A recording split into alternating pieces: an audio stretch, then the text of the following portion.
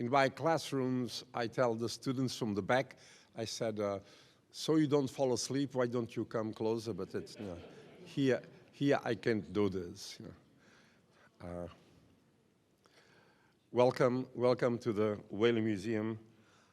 Those of you who know the museum know that this is a great place. Those who have seen it for the first time, and our speaker has seen it for the first time, and he is impressed. Welcome to all of you. Welcome, especially, besides our speaker, welcome to the Portuguese ambassador, Francisco Duarte Lopes, who has beaten a record. He's the first ambassador in 1 month who in 1 month has come to New England twice. He has been in Providence. He has been in Providence last week, and there's a danger. If you invite him next week, he will come.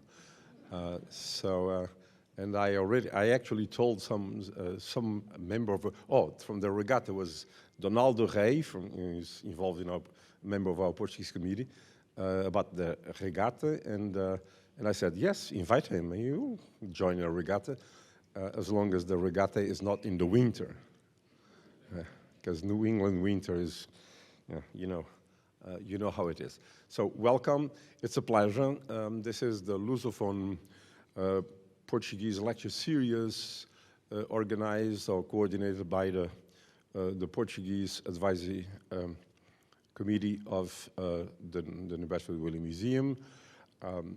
Gil Perry, whom you know well, has been a great co-director or co-chair of this Portuguese committee, and today he was complaining to me that he was joking. He said, tomorrow should I wear a taxi driver because he's taking the speaker to Boston. And I said, I picked him up from Boston. I didn't have a taxi driver. I do this all my life. I've been doing this, taking people, bringing people, taking them for lunch, for dinner, etc. But it's a pleasure to have here today with us Bernardo de Vasconcelos. I met Bernardo de Vasconcelos many years ago. I have no idea how many, in Lisbon. I think he was a baby then. And I met in Madeira. Bernardo de Vasconcelos was born in Madeira, lived in South Africa for some years. He is a professor at the University of Madeira at the Faculty of Arts and Humanities, and he holds a degree in modern languages and literatures, Portuguese and English. He got a master's in English Linguistics in 2004. He has a PhD in Applied Linguistics. He also completed, imagine, an Executive MBA in International Business Management. His areas of research include corporate linguistics, gender studies, translation studies, comparative literature, and travel literature. He's currently is the director of the John Dos Passos Center in Madeira, at Ponta do Sol, Madeira, a great center that is, and his efforts there are aimed at raising awareness of the importance of Dos Passos and his work in the inherent and binding transatlantic connection, as well as strengthening ties with all the institutions, namely American, with which the center can work to achieve this goal. The center is a lively institution.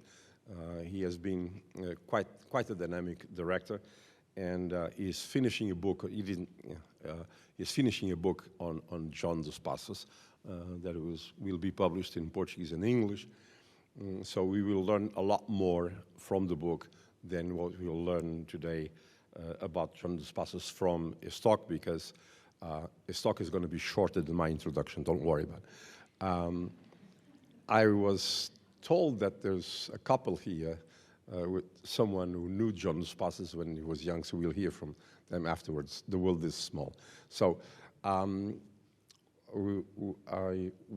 let us welcome our speaker, Bernardo Guido Vasconcelos, and let us hear about this great this great American writer. He was the great American writer of 20s and 30s and 40s, John Dos Passos, that not many people know of today, but we as Portuguese, and particularly the Madeirans, should be proud of. So let us hear from Bernardo Vasconcelos. Welcome, and thank you for coming.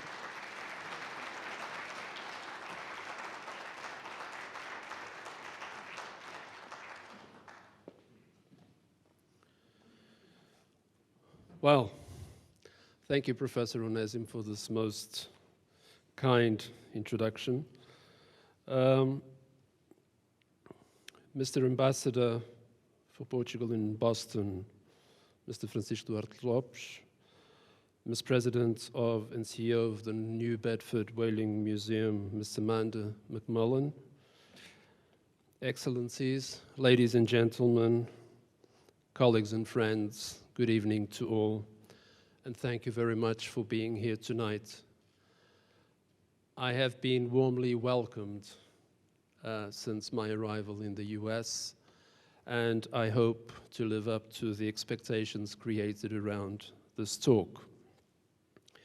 I would like to thank the New Bedford Whaling Museum, the Brown University through its Department of Portuguese and Brazilian Studies, the Luso-American Foundation for Flood, and also, last but not least, obviously, the Clube Madeirense do Santíssimo Sacramento, and all the members who have honored me with their presence here tonight.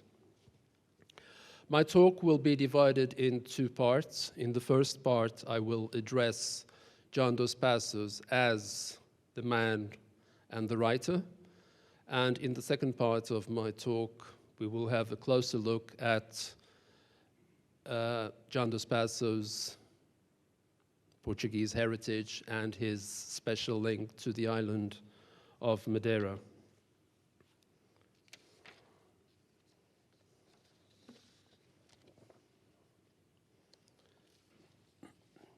So John Rodrigo dos Passos, the greatest writer of our time, according to Jean-Paul Sartre, was one of the most prolific novelists of the so-called lost generation, a term coined by Gertrude Stein and popularized by Hemingway, another contemporary of his.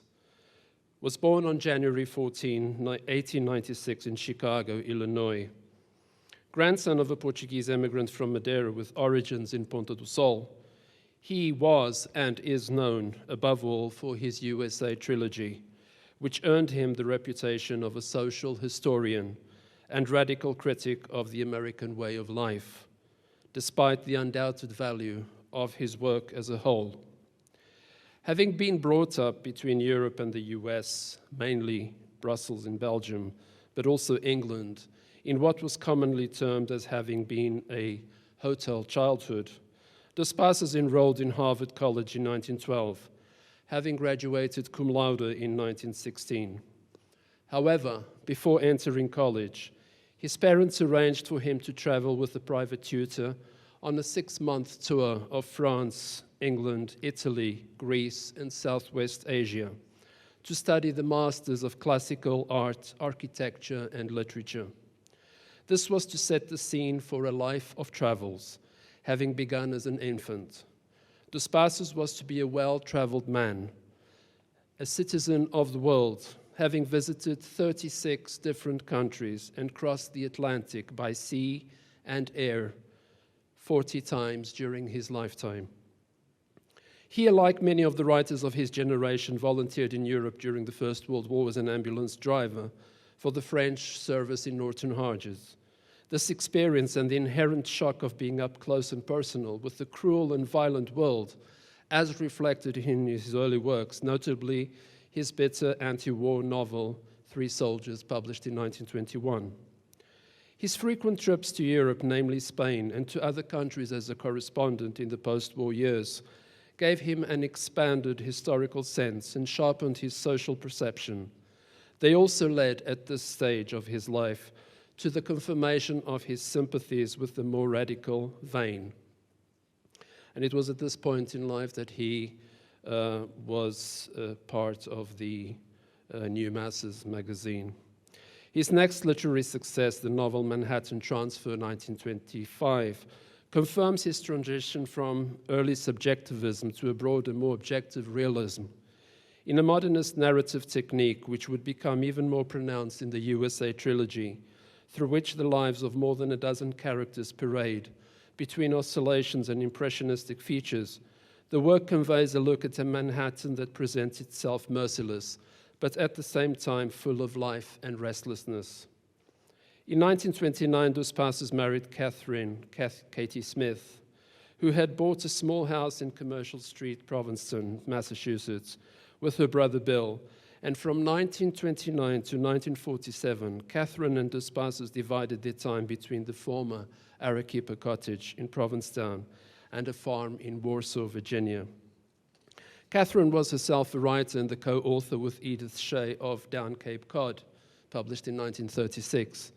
Of Provincetown, they said, narrow foreign-looking streets, crowded houses, a wildly diverse population of old-time Yankees, Portuguese fishermen, actors, artists, tourists, sailors, easels jostling gay umbrellas on the beaches, wharves made over into the nightclubs, fish sheds into studios, shops of all kinds, tea rooms and restaurants, caravans, trucks, and an endless stream of cars, all make up a curious spectacle for the pilgrim monument to look down upon, unquote. It was during this time that Dos Passos interacted with the Provincetown players in Cape Cod, where his playwright vein came most to the fore. In 1934, he published 3 plays, which, as the name implies, contains 3 plays, The Garbage Man, Airways Inc., and Fortune Heights, 2 of which had already been separately published, The Garbage Man in 1926 and Airways Inc. in 1928. In the USA trilogy, composed by the 42nd Parallel, 1930, covering the period from 1900 to World War I, 19, published in 1932, through the war years to the critical years of the Treaty of Versailles, and finally The Big Money, published in 1936, which spans quickly from the late 1920s to the debacle of the 1930s. Dos Passos offers a portrait of a divided country, of the United States of America as 2 nations. Upstream from this look at his country is an event that deeply affected him, the execution of the supposed anarchist Sacco and Vanzetti in 1927. He himself had participated in the inglorious battle of trying to get their pardon, and thus saw this divided country confirmed, that of the rich and privileged and that of the poor and powerless. In a mixture of techniques that involve brief and poetic personal reminiscences, the so-called camera eye technique, with well-achieved montages of newspaper headlines and popular songs of the time, the well-known newsreels, which gave a sense of historical verisimilitude to the stories of his fictional characters. Dos Passos introduces, even if in a dispersed way, biographies of representatives of these same 2 nations. On the one hand, President Woodrow Wilson, the representative of the automobile industry, Henry Ford, the inventor Thomas Edison, and the financier J.P. Morgan. On the other, the economist Thorstein Veblen, the socialist Eugene V. Debs, the trade unionist Joe Hill, and the unknown soldier of the First World War. It was at this time, around 1936, that John Dos Passos achieved the height of his literary success and was cover of Time magazine in August 1936.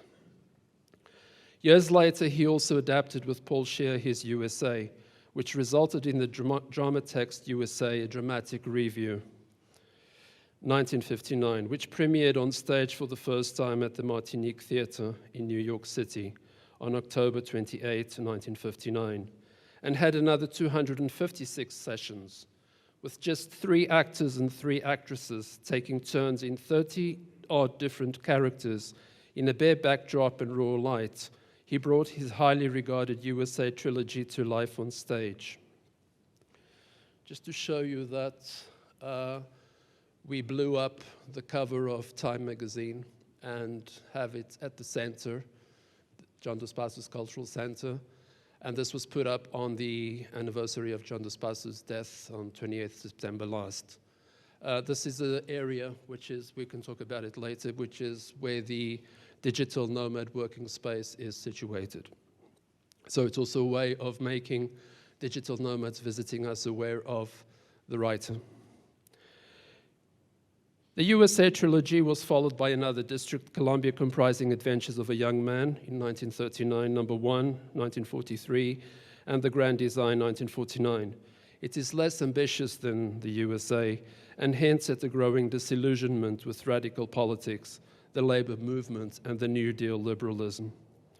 He became a widower on the evening of the 12th of September 1947 in a car accident when heading back from Cape to Warsaw, an accident in which he too was badly injured in the face and lost his right eye. In 1949, Dos Passos married Elizabeth Hamlin Holridge Dos Passos and moved to Spencer's Point, the still extant family farm he had inherited from his father. With Elizabeth, he had his only daughter Lucy, now Lucy Dos Passos Kagan. Dos Passos wrote and published numerous other titles, amongst which those that became known as being his contemporary chronicles. He was too responsible for the crypt for Joseph von Sternberg's film The Devil is a Woman, with Marlene Dietrich in the leading role, an adaptation of Pierre Louis' novel La Femme et le Pantin. He was also a painter, having held exhibitions and illustrated covers of some of his first editions of his works. So these are the covers of the first editions of 3 of his works: Pushcart at the Curb, his only volume of poetry, Manhattan Transfer, and The Garbage Man, one of the first plays that was published separately. In 1957, he received the gold medal in the fiction category at the joint annual ceremony of the American Academy and the National Institute of Arts and Letters. In 1966, he publishes The Best Time, an informal memoir, and this work reveals a man at peace with himself. Over the years, he had become progressively more conservative from a political point of view, which also helped to make him receive less and less critical attention. He died at age 74 on September 28, 1970, in Baltimore, Maryland, having led a life much dedicated to writing.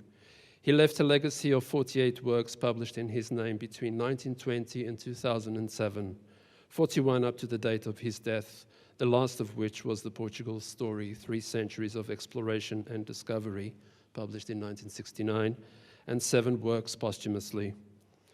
Many accused him of having betrayed the ideals of his youth. In fact, and because he has received increasing attention from researchers, namely those belonging to the John Dos Passos Society, the result of this has come to enable his rehabilitation, showing that after all, Dos Passos was always true to himself. If there is a constant thematic focus in all of Dos Passos' work, it is what Alfred Kazin has identified as, and I quote, not merely his fascination with the total operations of society, but his unyielding opposition to all its degradations, unquote. As Steelbook Canby also states, whatever fluctuations occur in Dos Passos' reputation in the years ahead, due to new definitions of genre, new critical methodologies, or changes in political climate, one thing seems clear. USA is likely to continue to occupy the preeminent position in the Dos Passos canon and will continue to inspire further critical studies. The reason for this are many and varied, but one is paramount. Joseph Epstein has explained it this way. So furious is its energy, so passionate its sympathies and hatreds, that it is all but impossible not to be swept up by it, captivated, hypnotized, enthralled.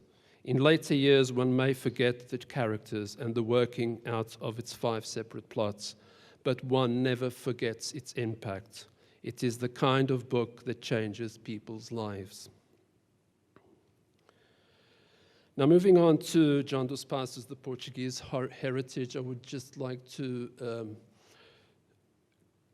give you some background information and context. John Dos Passos was the illegitimate son of John Randolph Dos Passos. So his father was married to Mary Hayes Dos Passos, who died in 1910. So this explains why John Dos Passos spent his childhood years in Europe. So he and his mother were conveniently away from more conservative American eyes. And when John R.'s wife died in March 1910, John Randolph Dos Passos finally married Lucy Madison in June. It is only in 1911 that John Dos Passos, until then John or Jack Madison, starts to use his father's surname, Dos Passos. Lucy dies early on in 1915, and John Dos Passos dies in 1917. So the Portuguese heritage of John Rodrigo dos Passos has been oftentimes referred in academic papers and was extensively discussed in Francis M. Rogers' The Portuguese Heritage of John dos Passos for the National Bicentennial. Grandson, as we've already said, to Madeira, who migrated to the United States back in 1830, Dos Passos, as did his father Randolph, sought to maintain ties with Madeira, that little island in the Atlantic home to his ancestors from their father's side. Manuel Joaquim dos Passos left Ponta do Sol in Madeira for the United States at the age of 18, supposedly, although we know that he was only 16. He initially settles in Baltimore, but then moves to Philadelphia, where he opens his own shop and works as a cobbler. Unlike the majority of his fellow countrymen, who usually sought to remain in a close Portuguese group, he was apart from fellow Portuguese, and also, unlike these, married an American lady, Lucinda Ann Cattell, from whom he had 9 children, so very Madeiran in this respect. The fourth of them being John Rodrigues dos Passos, later changed to Randolph, so Rodrigues changed to Randolph, John Rodrigo dos Passos' father. So John Dos Passos' first visit to Portuguese soil happened in 1905. And with respect to this first visit to Madeira as a 9-year-old boy, landing there with his parents to convalesce from a hernia surgery, there is no better text than his widely known Madeira essay, written for his English 12 course at Harvard in 1915, to document it. It shows that this visit highly impacted little John in as far as the senses were concerned. From the grey cities with grey skies he was familiar with in continental Europe, namely Brussels, he was able to enjoy Madeira in May, well into spring with blue skies and colorful and sweet-scented flowers blossoming everywhere. This clings to him for life, as is well exemplified by a watercolor he painted the Reed's Garden upon his 1960 visit to the island. In as far as the Madeiran press is concerned, there is hardly any reference to John Dos Passos, then, as I said, John or Jack Madison, although his father, John R., received extensive coverage in the 4 newspapers published at the time in Funchal. The attention dedicated to John R. is besides the point of this paper and will be dealt with elsewhere. However, certain aspects of it will be mentioned in as far as referring to John Dos Passos. Also to note that had this visit not happened, by way of a rather random reuniting of relatives across the Atlantic, John Dos Passos' connection to Madeira might have been lost. Despite the fact that he was a public figure and there was a lot of buzz around his visit, care seems to have been taken on behalf of the local press not to expose John R.'s private life and to keep it exactly that, private. All reference to his public activities revolve around his Madeiran cousins, and never is Lucy Madison or Jack mentioned in the news. The only times this happens is in the unsuspicious passenger and hotel guests, so back then there was no rights to be observed, and so people's lives were just printed in the press. The arrival of the family in Funchal, with no reference that they are such, on May the 1st, 1905, aboard the Ambrose proceeding from Lisbon and destined to Panama and Manaus, is registered in the news. So I have sought to highlight the instances where there is news about John Dos Passos with the blue indication. In Diário de Notícias on Monday the 1st, 1905, the Diário de Notícias records that John R. is arriving that day, and the following day this same newspaper confirms the arrival of this most notable jurisconsultant lawyer from New York, as well as an appreciated culture of literature where he occupies one of the most distinguished places.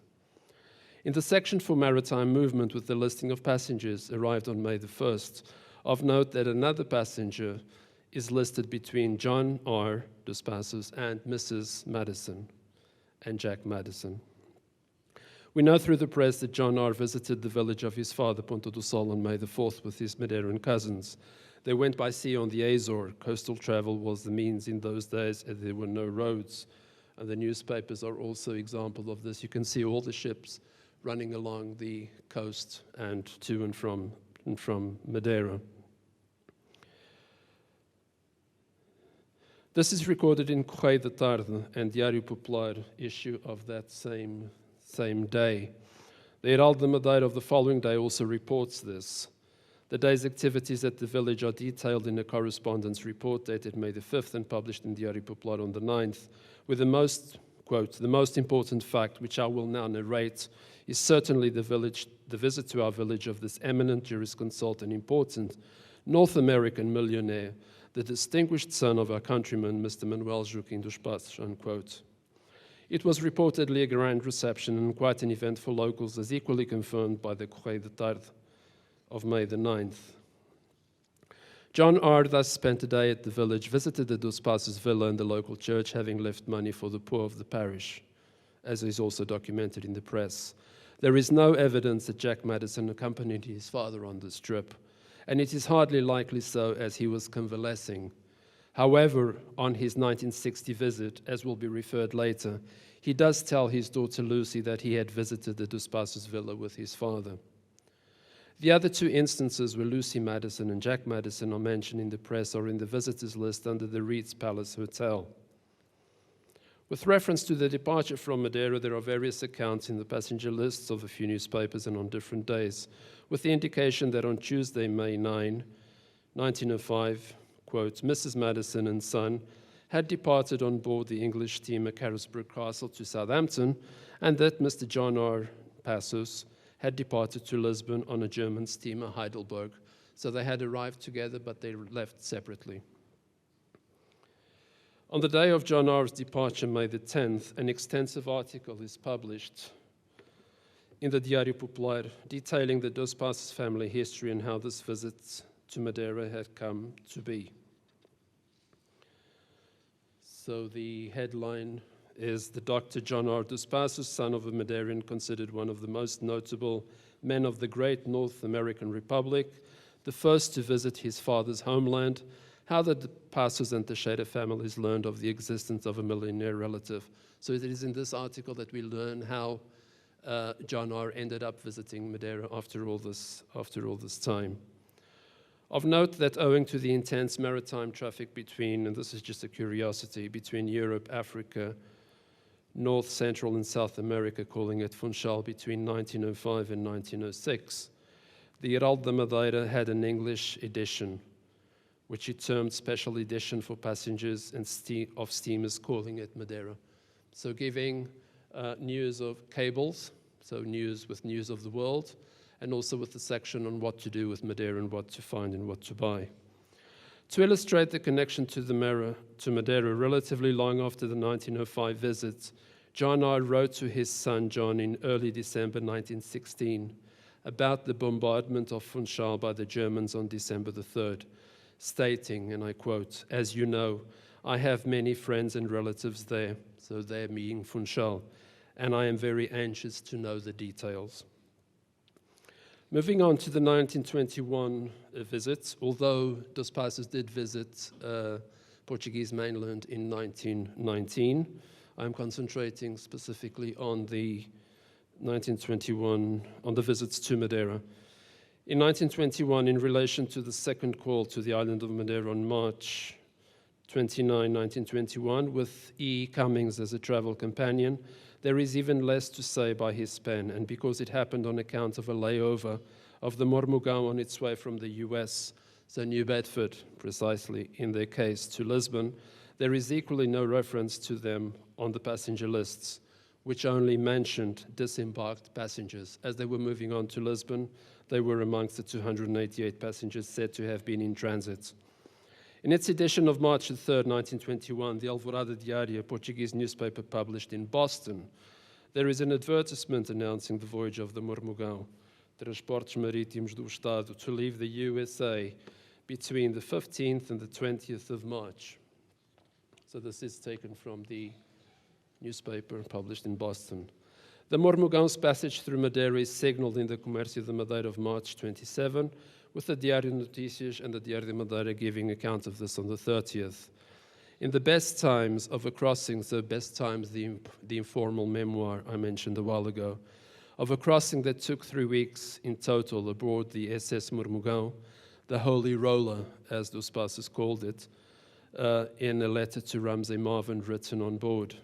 Dos Passos describes to some extent certain aspects of the journey through some of the Azorian islands, but only that there were layovers in Ponte Delgada and in Funchal on my ancestral Madeira. There is no reference to what might have been done during the layover, and I suppose one can assume, as referred by Duarte Mendonça in his As Visitas John Dos Passos a Madeira, that Dos might have walked around downtown Funchal and showed the city to E. E. Cummings. Virginia Spencer Carr, however, in Dos Passos' life, most probably with insider family information, states that, quote, the ship wandered from island to island, first the Azores, then to Madeira and its capital, Funchal, where Dos Passos had dinner at the Reed's Hotel, which he remembered fondly from his visit at age 7, sick, when he was recuperating from his hernia operation. On that trip on board Mormugão, Dos Passos tries hard to decipher the Lusíadas. On mainland Portugal, he tries to interest E. E. Cummings on things Portuguese, while in Lisbon and Coimbra, namely the St. Vincent panels, a polyptych attributed to Nuno Gonçalves with Henry the Navigator, which had highly impressed him in his 1919 visit to mainland Portugal, but without success.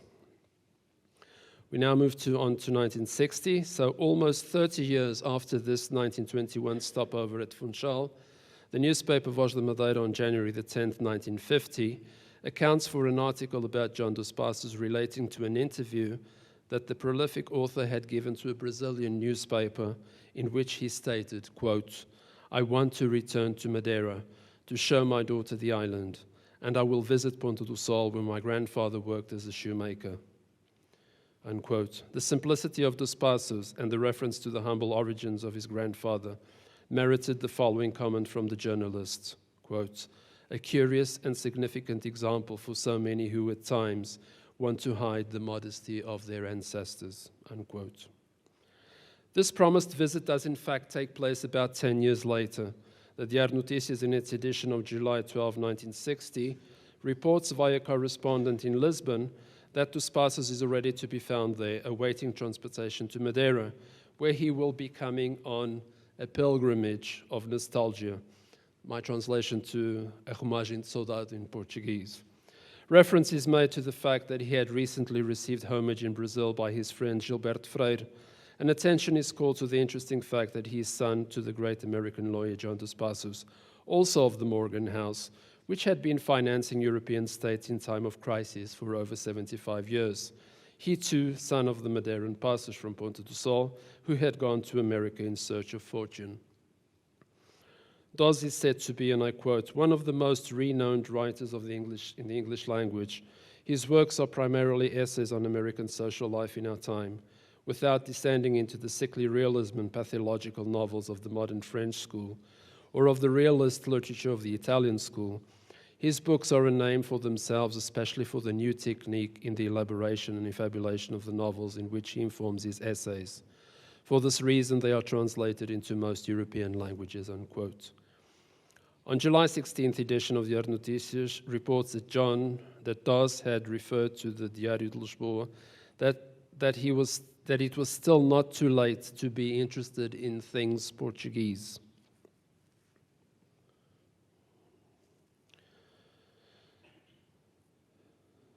The newspaper correspondent in Lisbon details his interview upon the arrival of Dos Passos, still the most discussed author in America, in Lisbon the previous Sunday with his wife and 9-year-old daughter.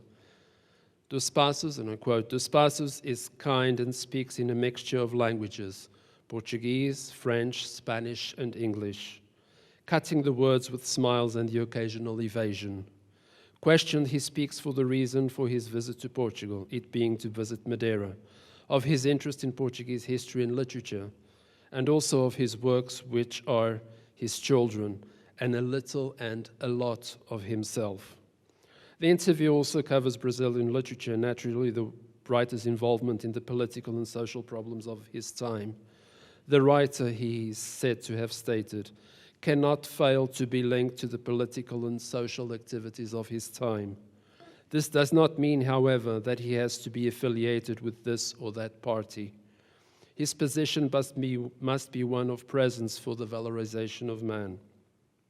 Alongside this condition, a writer could also be an artist, always creating in freedom, without taking sides, albeit a slave of his own trade.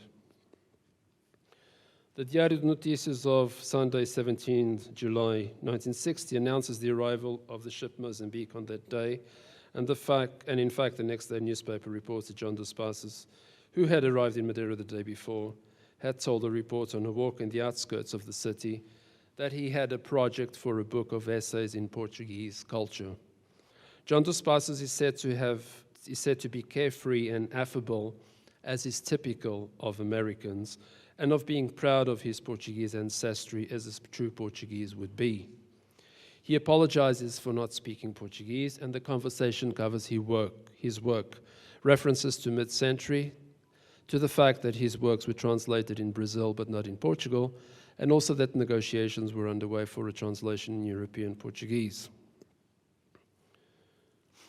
The Jornal de Madeira that same day, July 18, also publishes an article on Dos Passos saying that the American writer, descendant of Madeiran, had arrived, and that Dos Passos may write a book about our land.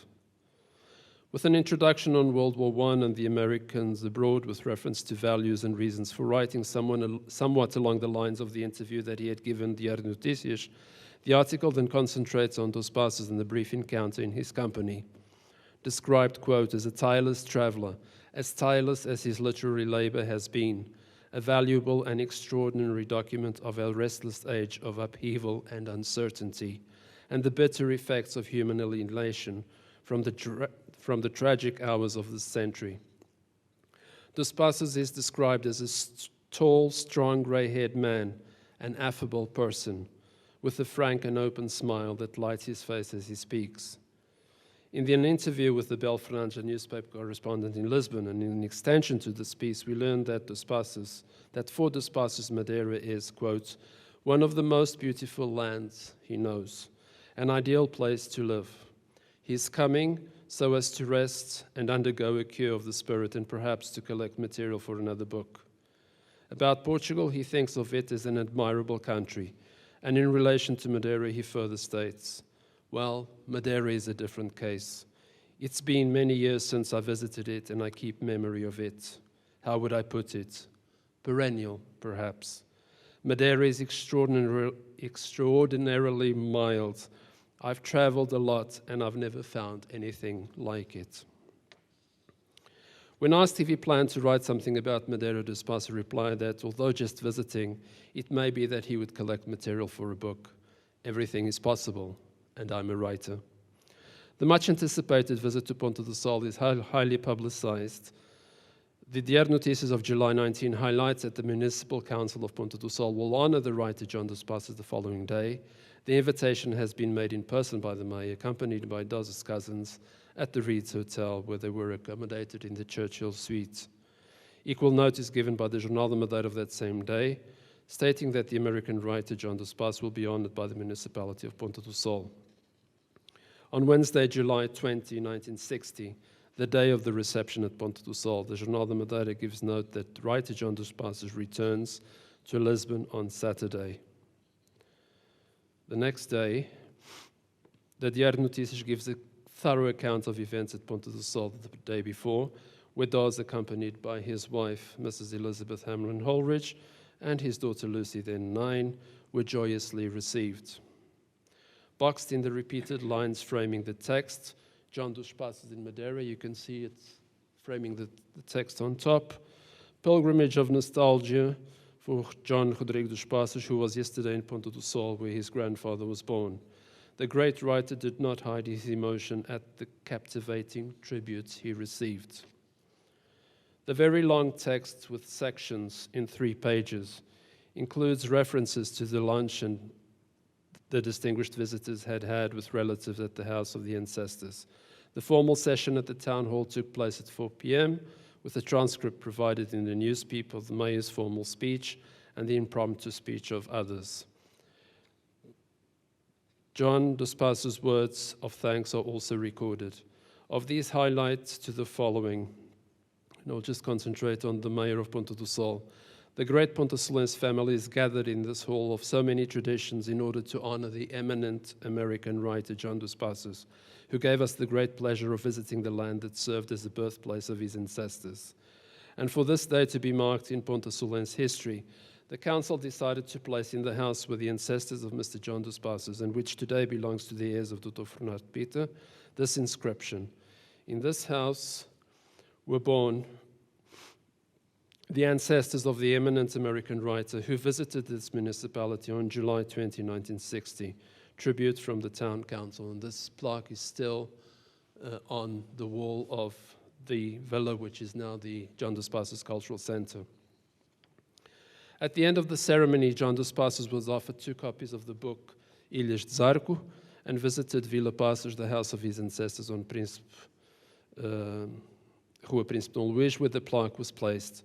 He is said to have told his wife and daughter Lucy in English that that was the house he had also visited when he came to Madeira, accompanied by his father at the beginning of the century. Remember, we said there was no record of this. His words were reportedly, "It was here that the late father of my also late father was born. This house where my grandfather was born was also visited by me and my father. I was a boy in July 1904, Sec." As referred above, the visit took place in early May 1905, and there is no evidence of such in the press for the 1905 visit.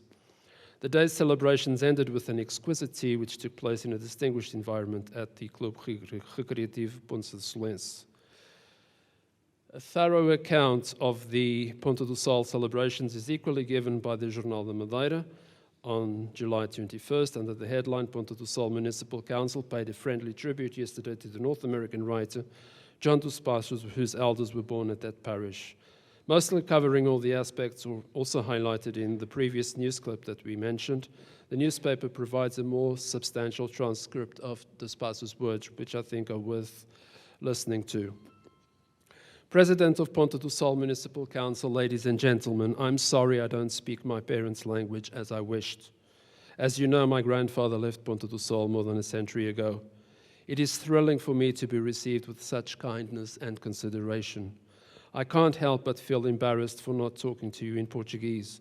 However, I promise that if I live long enough to get back here, I'll more or less be able to improvise a few words." In a letter, just an aside note, in a letter of July 8, 1959, he states to E. Cummings, and I quote, "My Portuguese has made, I fear, little progress from the days of Mormugão." Remember that he was trying to decipher the Lusíadas on that crossing from New Bedford to Lisbon. "Though I work with various volumes with the dictionary from time to time." This is in 14th Chronicle. Going back to the speech, "The Portuguese language was very early lost in my family. My mother, father, brothers, and sisters grew up not knowing the language. Later in my father's life, the period when he was growing up, an increasing enthusiasm for Madeira and for subjects related to my grandfather's homeland was born. When I was 8 years old, again, he brought me to Funchal for a few weeks, only a week, and so when I arrived in Funchal, I recognized the island's scenery and its blue ocean. And now going back for a preview, I, my wife and daughter, like my father, are feeling a growing interest in the culture and customs of the civilization that Portugal has taken throughout the world. I think of the parts of the world colonized by the Portuguese and Portuguese immigrants who arrived from Macau to Goa, to the popularity of the reefs in Brazil. And at this moment, when the world slips into boundless darkness and cruelty, the Christian traditions of the Portuguese Empire are of great importance. It is possible that the Portuguese still have a lot to teach us. The growing heredity is the basis of my interest in Portuguese thought. Thank you so much for everything." Saturday, July 23rd, 1960, edition of the Humanities reports that Dos Passos is leaving the island that same day on board the Escania. The Diário de Notícias of August 4 reports via its correspondent in Lisbon with the note from the previous day that John Dos Passos had returned to the United States by plane. Worthy of note, I missed this. These are photographs taken of the 1960 visit to Ponta do Sol, July 20, 1960, and the reception that was given to John Dos Passos at the municipality. So this is with his Madeiran family, his cousins. You have Lucy. Okay. You have Lucy with the darker frock and the white blouse in the middle, and John Dos Passos behind with his wife. This is the formal reception at the town hall. Here he is being given the books on Portuguese history. Sorry. This is when they're coming down the stairs from the town hall, Ponta do Sol. This is the villa as it was in 1960. So this is now the John Dos Passos Cultural Center, and towards the end of the slideshow you will be seeing a photograph of how it looks now.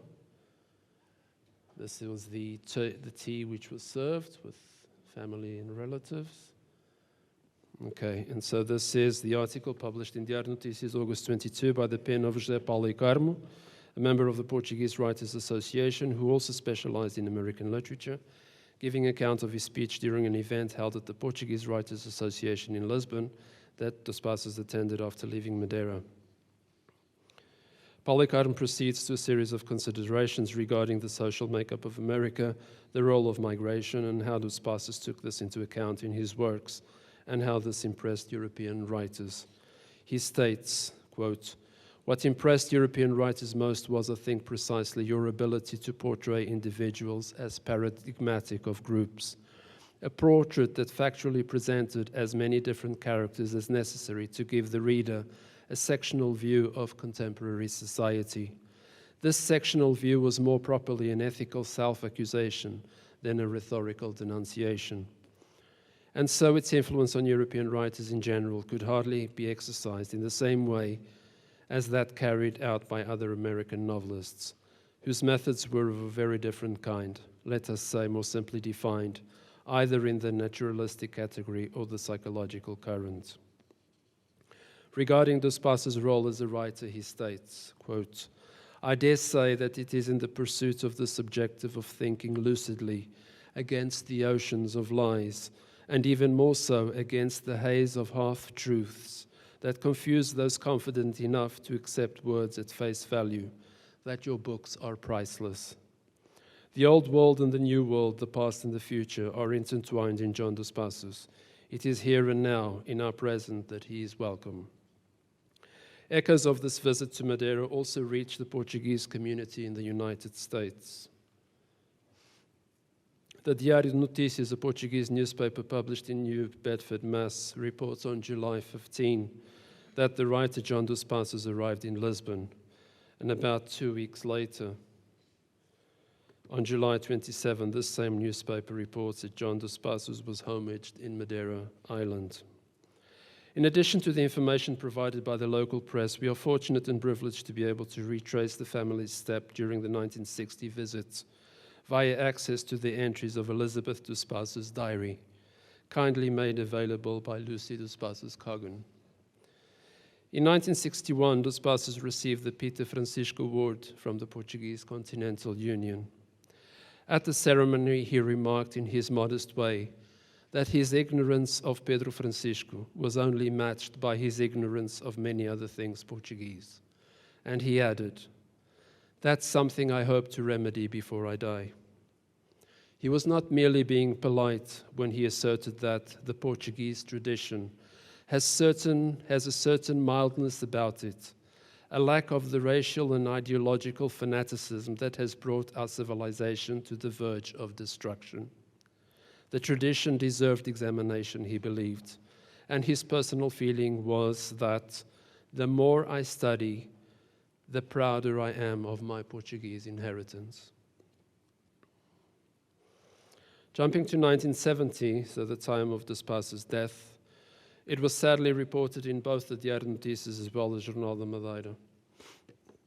At a loss for words in face of the laconic telegram, the Diário de Notícias of Tuesday, September 29, 1970, reports on news from Lisbon the day before, under the front page headline, John Dos Passos had died, and recalled that Dos had last visited the country 2 and Madeira 10 years before. In memoriam, the article recaptures the same traits of Dos Passos the newspaper had published upon his 1960 visit and revisits his stay. Curiously, it is in this article that we learn of yet another visit to Portugal, which has gone, to my knowledge, unnoticed. On the 8th of September, the newspaper states, 1941, he went through Lisbon as he was going to London at the invitation of the English government in order to attend the Pen Club meeting.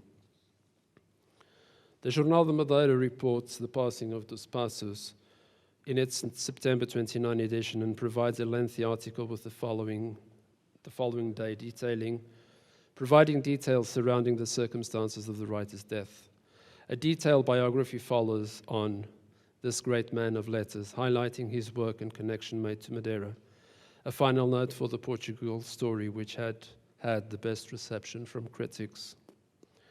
In conclusion to this section and as seen above, information captured and rescued from the press is instrumental to piecing history and life stories together, providing additional details and complementing those provided by the authors themselves or third parties they shared their lives with. Dos Passos' visits to mainland Portugal and the island of Madeira were of significant importance to his interest in his counterpart Portuguese. In all, Dos Passos was in Portugal 6 times, apparently: 1905, 1919, 1921, 1941, 1960, and 1967, touching base with Madeira on 3 occasions. He always identified himself as Portuguese, to which he added from that island off the African coast. His daughter Lucy further states, and I quote, "He was not just part of a nationality. He was from a towering basalt island engraved with terraces," unquote. His growing affinity with his Portuguese roots and the sum of all his contacts with Portugal led him to confess in a letter to Lowell Thompson in March 30, 1967, that, and I quote, "Before I can start pulling it all together," and he was referring to Century Zeb, the 13th Chronicle, which was published posthumously in 1975, "I will have to get the Portuguese off my chest." He thus visits Portugal for the last time during the month of July and August 1967 with his family and carries out research which gave, as promised, the Portugal Story, 3 centuries of exploration and discovery to the press in 1969, his last work published in Life. Initially translated into European Portuguese as Portugal, 3 séculos de expansão e descobrimentos in 1970, and more recently, Portugal, uma história de conquista in 2017.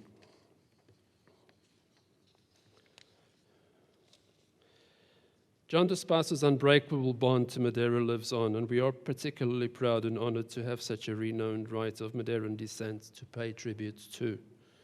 We wish to do everything we can via the John Dos Passos Cultural Center to make this connection to Madeira well known within and beyond the shores of our islands. Thank you.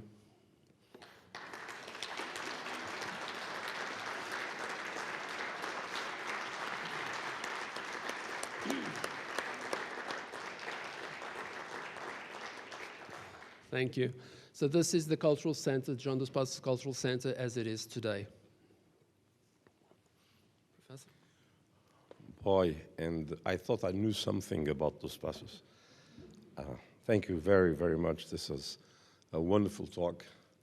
It's just so bad that after we heard all these things that John Dos Passos said about Madeira, too bad he did not go to the Azores. But anyway,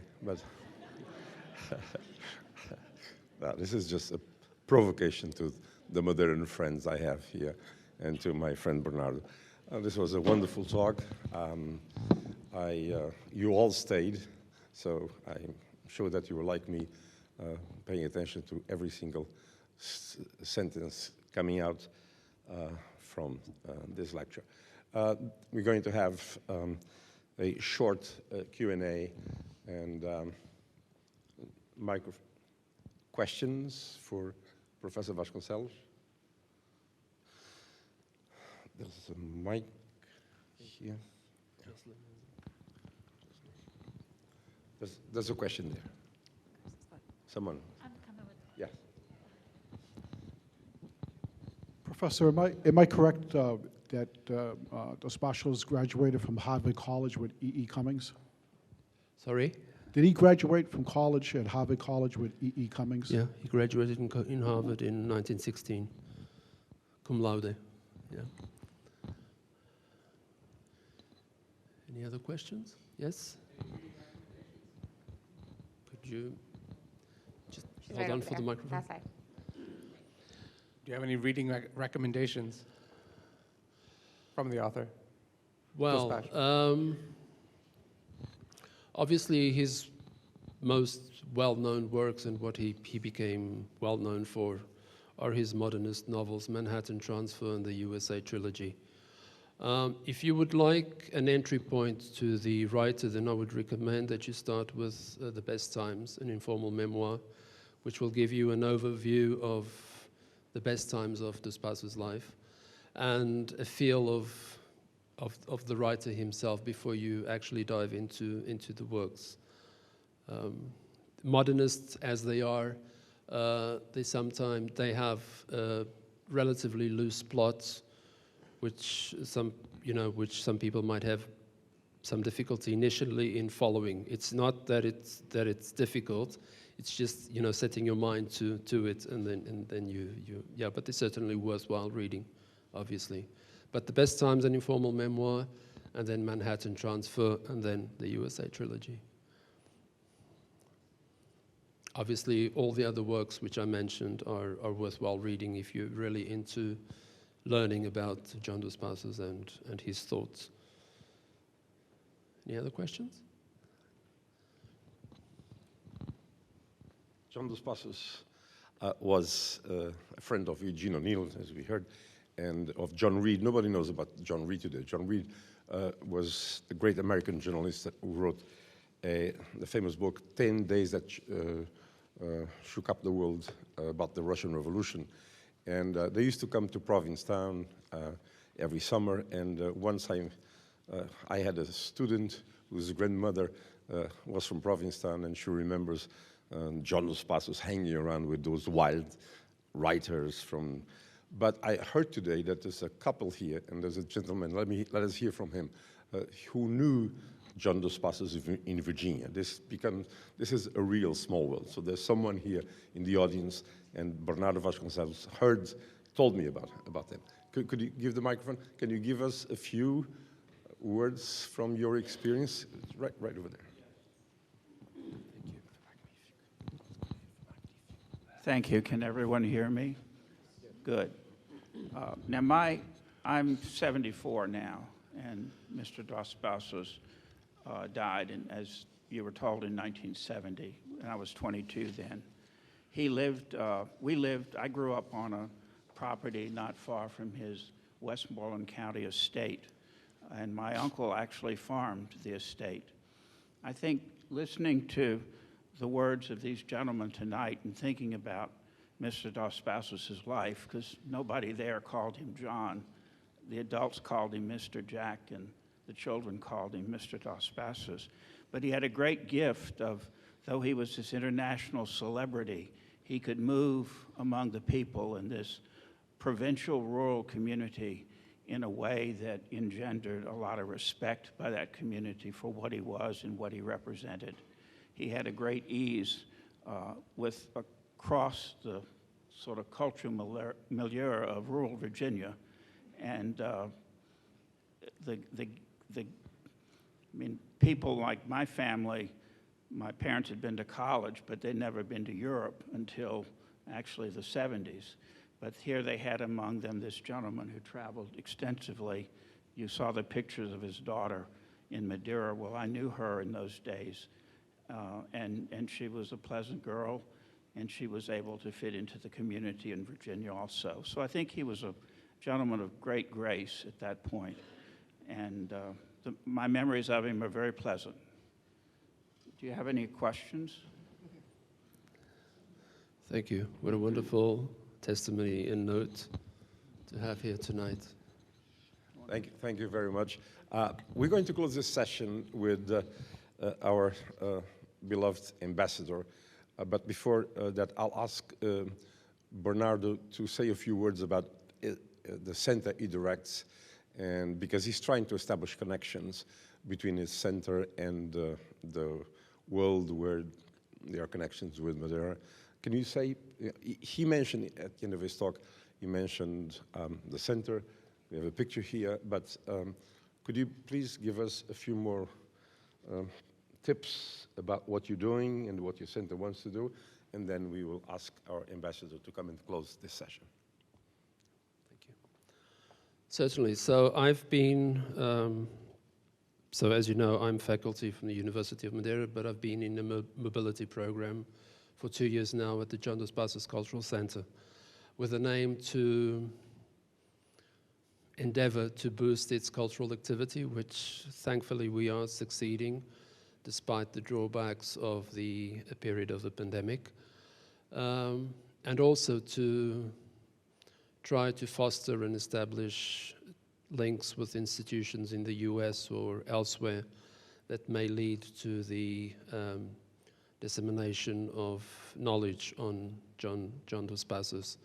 The center is 18 years old, so it was inaugurated on the 20th of September 2004, and we just celebrated its 18th birthday, so coming of age. And it has intense cultural activity. So where you see the banner over there with Avesso, that's a theater association. They have a festival every year, and there, just below there, is the auditorium with a capacity for 180 people. And it has been really intensively used over the last 6 months. And we have 2023 already very well booked. So Ponta do Sol was always known as a highly cultural council, more so than others in Madeira. So it has a lot of associations, folklore, music groups, theater groups, and so on.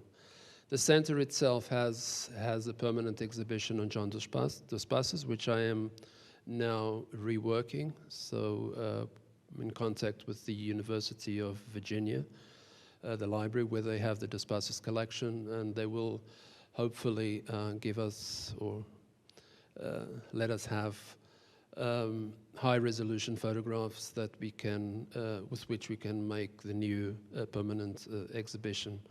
We have a reserved room with all of John Dos Passos' works, some of which are first editions. And we have João Caixinha here, who helped us with the transportation of some of those books given to us by the Dos Passos family. So the Dos Passos family, I have the good fortune to know them personally, and they are very collaborative and always help out in every way they can in waiving rights and so on, if it comes to helping us promote the writer John Dos Passos and do work in that sense. We've had the French TV channel RTV shooting a documentary on John Dos Passos and Madeira. It has been aired and is online now, and there is perhaps a possibility of having more done in terms of documentary with John Dos Passos as a citizen of the world, and obviously the link to Madeira. So yeah, in not so much in a nutshell, but this is basically what we have been doing. So we are open, obviously, if any of you have suggestions as to possible cooperations or projects, please do contact me, and we will see what we can do. Thank you. Before we close, I would like to thank one more time. First of all, our director, our big boss here, Amanda McMillan, who has been fully behind the efforts of the Portuguese committee that organizes these lectures. I thank Gil Perry, the co-chair of the Portuguese committee. I thank the Madeira Club for sponsoring the reception, and Jocelyn for being the go-between in all this. And again, I thank Professor Bernardo de Vasconcelos for coming here and giving us this great lecture. And the Portuguese ambassador will close the session, but now I give the floor to the big boss of the museum, the great Amanda McClellan.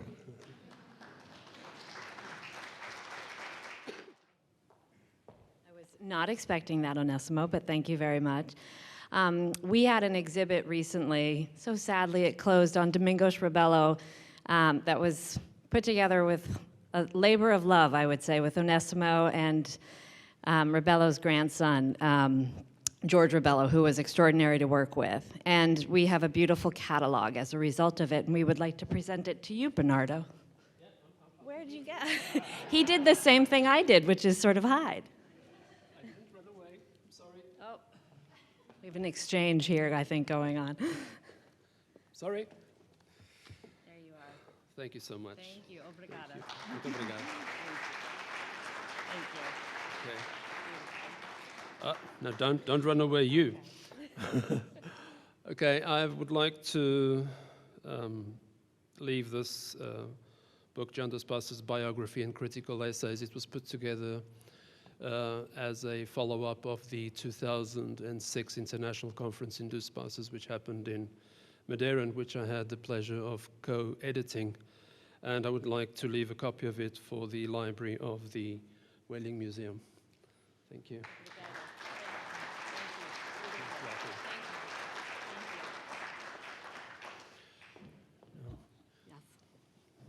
Thank you. Ambassador Lopes, we're inviting you up. Thank you.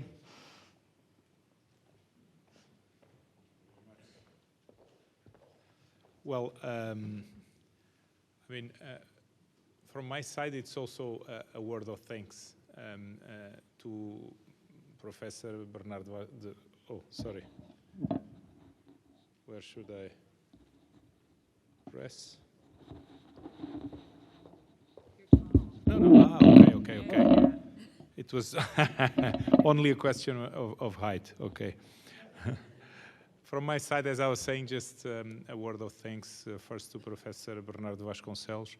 I learned a lot today. To Professor Onésimo Almeida, of course, to the museum and all the co-organizers. And as Professor Onésimo said, it's my second time in New England in only a month. And this is also happening because the pandemic is allowing us to meet again in person.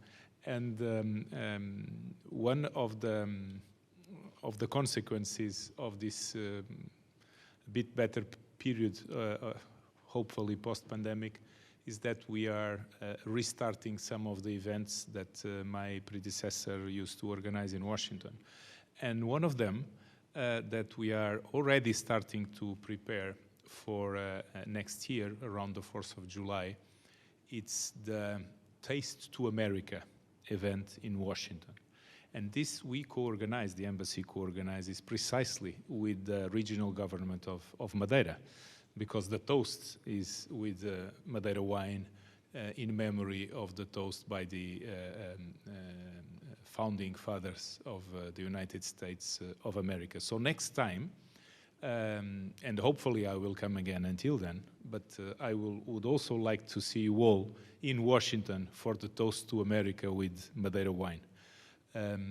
I was, as I said, and just very quick words about what we all learned today on John Dos Passos and his family.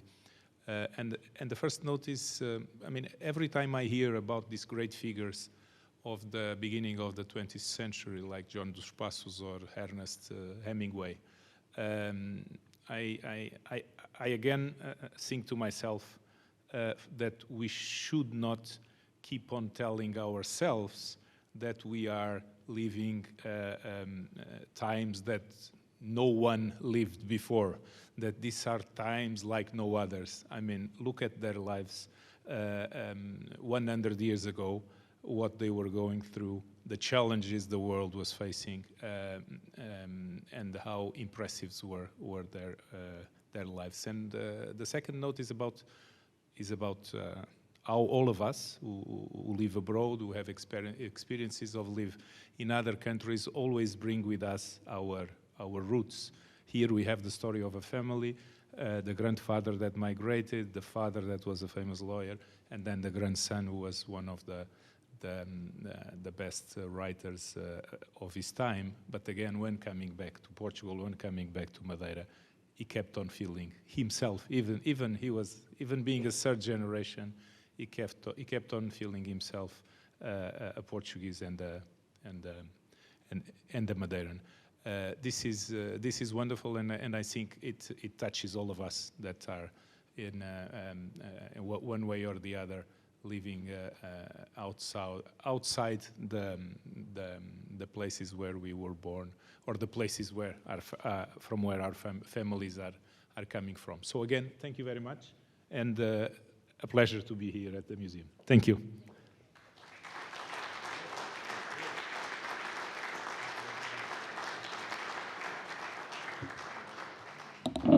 Thank you again, Onésimo.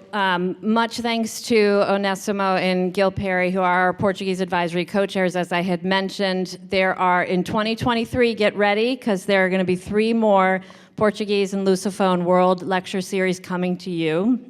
I want to thank again Club Madeiranês, SS Sacramento, if I said that right, for your incredible support. Steve and all the club members, we are grateful for your sponsorship for tonight to make it such a special evening. Thank you again to the ambassador, Bernardo. Wonderful lecture. Thank you, and thank you to all of you. Have a great night.